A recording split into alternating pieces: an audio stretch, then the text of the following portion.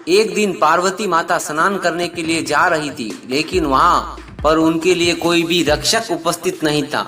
इसलिए उन्होंने चंदन के पेस्ट से एक लड़के को अवतार दिया और उसका नाम गणेश रखा।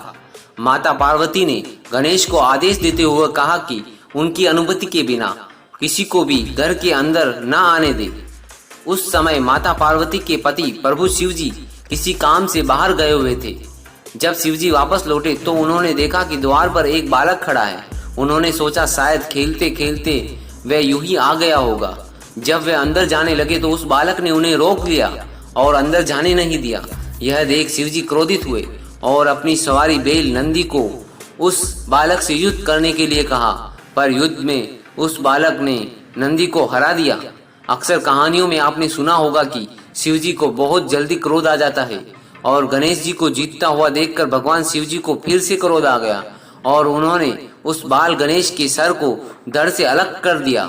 इतने में माता पार्वती वापस लौटी तो बच्चे का सिर अलग हुआ देखकर बहुत दुखी हुई और जोर जोर से रोने लगी।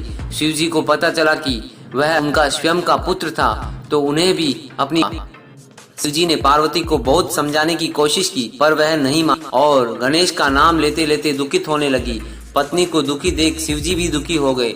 अंत में माता पार्वती ने क्रोधित होकर शिवजी को अपनी शक्ति से गणेश को दोबारा जीवित करने के लिए कहा। शिवजी बोले, हे पार्वती, मैं गणेश को जीवित तो कर सकता हूँ, पर किसी भी अन्य जीवित प्राणी के सिर को जोड़ने पर ही वह जीवित होगा। माता पार्वती रोते रोते बोल उठी, मुझे अपना पुत्र किसी भी हाल में जीवित चाहिए। अब भला पत्नी की बात का वो मान कैसे नहीं रखते। और वो भी नंदी को आदेश दिया, जाओ नंदी, इस संसार में जिस किसी भी जीवित प्राणी सिर तुमको मिले उसको काट कर ले आना। खोज कर रहा था तो सबसे पहले उसे वहां एक हाथी दिखा तो उसका सिर काट कर वो ले आए नंदी। भगवान शिव ने उस सिर को गणेश के सिर से जोड़ दिया और गणेश को जीवन दान दे दिया।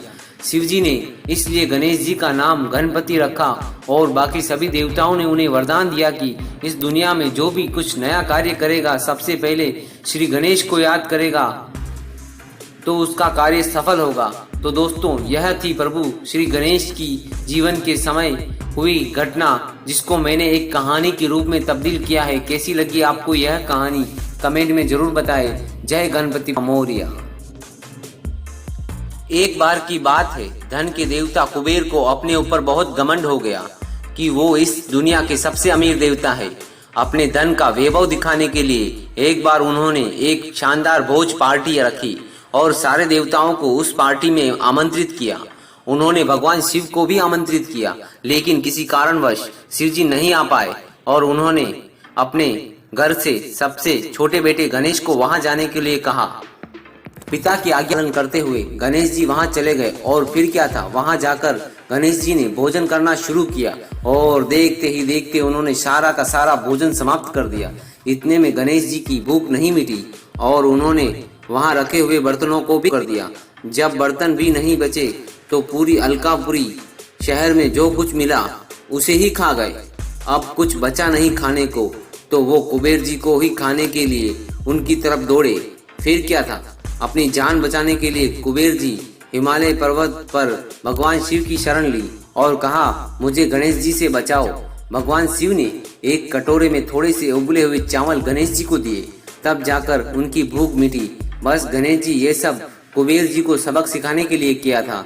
कैसी लगी यह कहानी दोस्तों? अपने प्यारे प्यारे कमेंट जरूर दीजिएगा, जिसका मैं इंतजार करूंगा। धन्यवाद दोस्तों।